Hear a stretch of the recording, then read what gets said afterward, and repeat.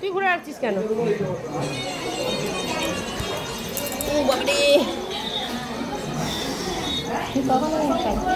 আজকে 12টার সময় এসছি। হ্যাঁ, বড় দোকান করে এলো 8টার সময়, 8:30। হ্যাঁ, হয়েছে। হ্যাঁ, এসো এসো, টাটা। ভালো লাগলো। হ্যাঁ, কোথায় যাবে তুমি? বাঘের খোল উড়ে চলে যাও।